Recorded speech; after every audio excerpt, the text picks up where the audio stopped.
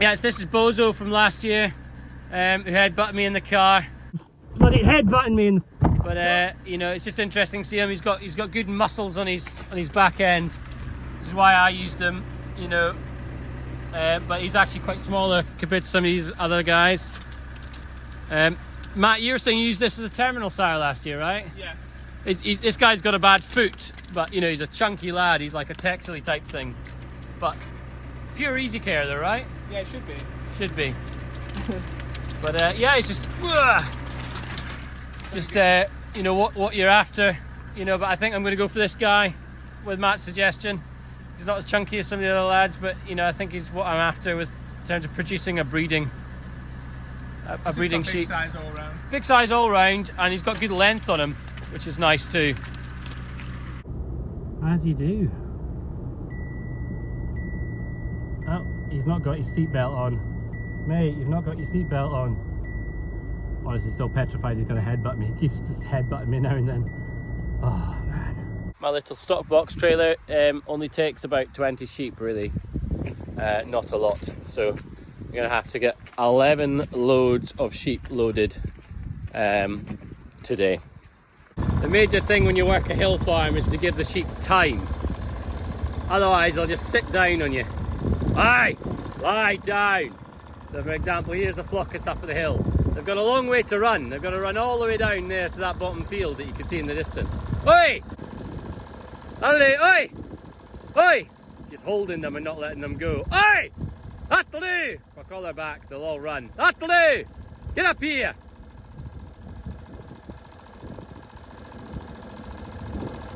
She was holding them. She wasn't letting them go any direction. Useless dog half the time, but try and do this job without her, then you realise how good she is. So what I normally do is go down this very steep descent with the dog and send the dog out left. Ali! That'll do! Lie down! Lie down! Lie down! Lie down! Lie down! My shouting at least chases the sheep. Oi! Get in here! Get in here! Don't want to push them too hard and things sit down. Get in! Get in! When you're right near the gate, that's like the crux moment, isn't it? When things start to sit down, when you're almost there. Sod's law always. That'll do! I love this descent in the quad. Can't come up it, it's too steep, but you can go down. That'll do! Good! Good! Get out! Get out! Get out! She knows that means get in front, you know, behind the sheep. Get out! That'll do! That'll do! Here! Right, I think that is us cleared the hill. Get in here. I'm just going to give a quad bike a little rest and the sheep a little rest as well. It's, this quad's riddled with issues, but it runs and drives. You know, there's loads of play in absolutely everything, and I keep thinking I will invest and do it at some point. But you know what? It's been the best economic purchase because I think it was about 600 quid off a friend, and you know, this is its second year of running for me. On to the next bit, trying to get the field into the pens. Oh, I've missed some. Let's go and get these. Gigi, Lally, get out. Here.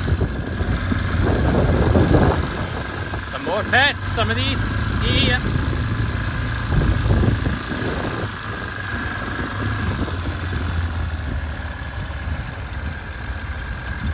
A few pets and a few easy cares.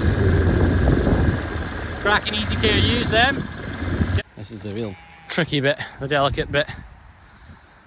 Oh, they are going, but there's an open fence there, open gate back out into the little paddock. Up, up, good!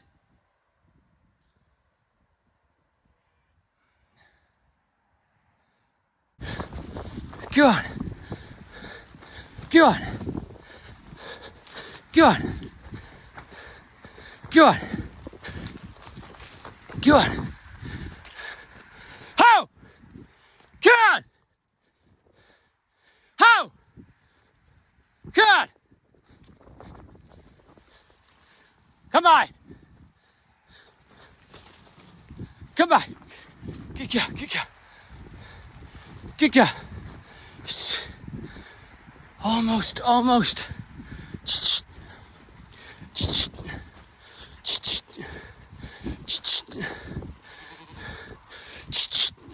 There, go on. Hop. Hop. Hop. One gets loose, the old thing. I can get loose too. Come on. That'll do. That'll do. Oh, it's just one sheep, that's all we're missing. All right, get out, Cheech, get out. You, good chunky ewe, in great condition. You know, this is a good chunky lamb there. But yeah, looks good. That cough is not so good.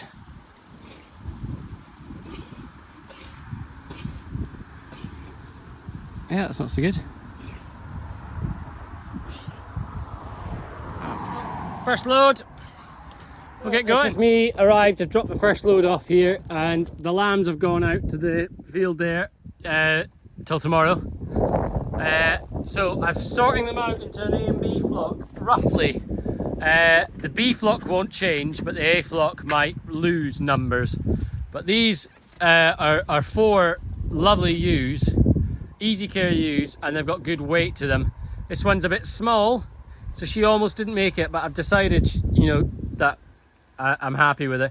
But I'm going to put them through the weigher, and I'm going to set a target weight. Anything that doesn't meet that target weight, maybe it's 65, maybe it's 68, I don't know, it'll be roughly between 65 and 68 kilograms.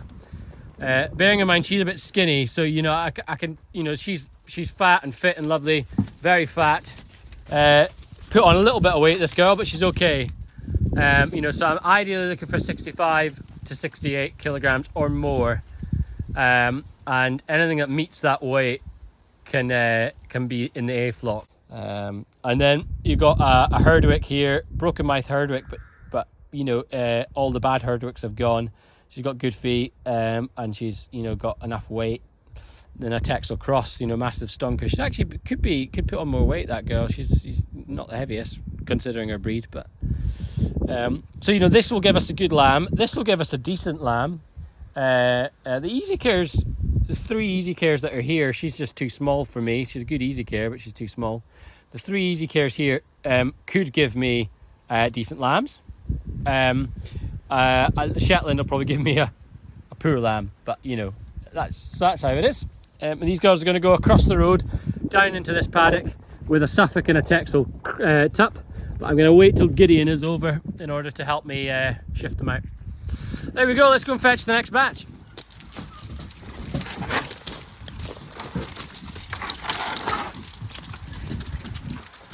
Oh, load number 5 in the trailer. On way home now. That's me just done a 10-hour shift it took to move all my sheep and my stuff. I feel sorry for the sheep that were last to get moved, because they've basically had a day of not being able to eat grass or anything. Anyways, to make one. Got lots of rubbish in there. Lots of that. There's what? Probably a couple hundred. Is it? Ideal. Hopefully no more dead lambs, eh? Yeah. Right, so next day from yesterday, and we're fighting the dark again, aren't we, hun? Star jumps to stay warm.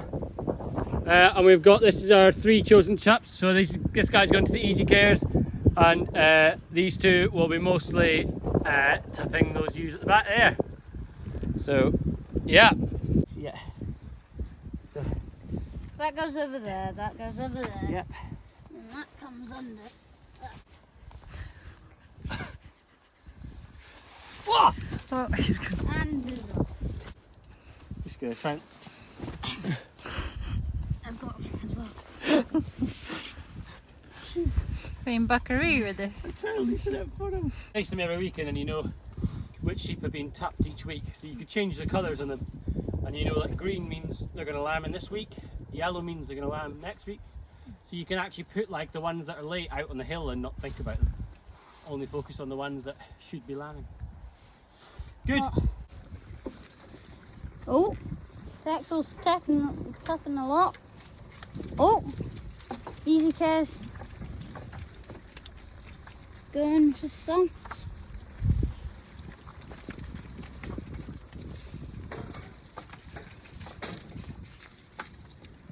So have a little look at the bee flock. This is a few days after, this is Monday, and we put the tups in Sunday night. So you can see that easy care there.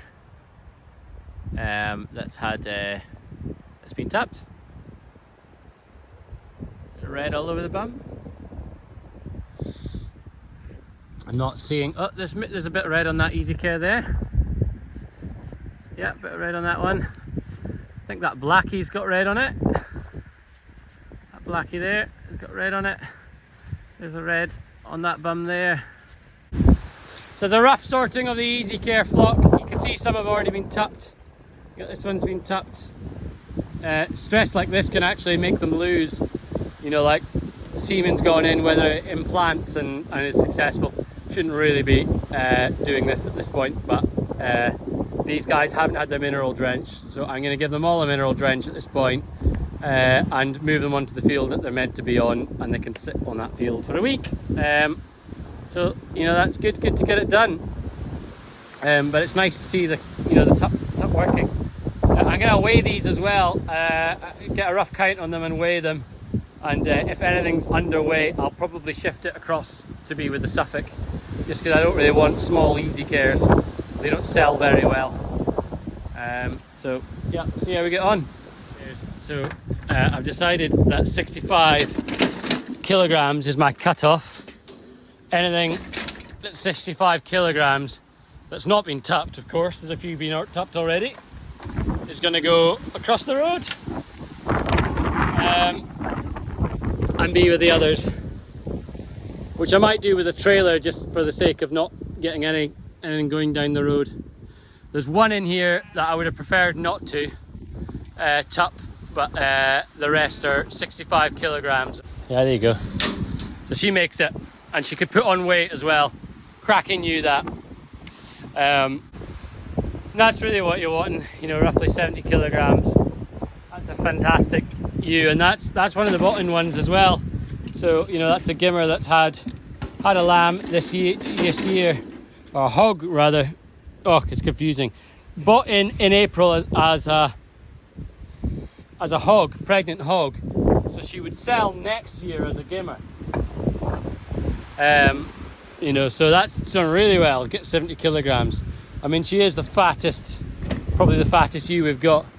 So probably the same as like a 65 kilogram one of these. You know, so that ewe is probably just as good genetically as this one. But yeah, that's what we want to breed from, ewes that are fit at this time of year. And it always makes me nervous. Get out! Get out!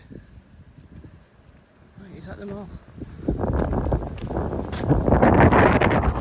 Some easy care and 2 mule hogs that are 40 kilograms. So they're going to the tub. There you go. They've worked it out. Very cautious with electric fence. There's a Texel tup with his girlfriend. His girlfriend for the day. He'll have a different girlfriend by this afternoon probably. Get a wee bit of shelter. Hopefully he's not eating blimmin' acorns, little pickle. I think that is an oak tree they're standing under. A monkey. Anyways, I'll lose a Texel tup. That'd be an expensive problem.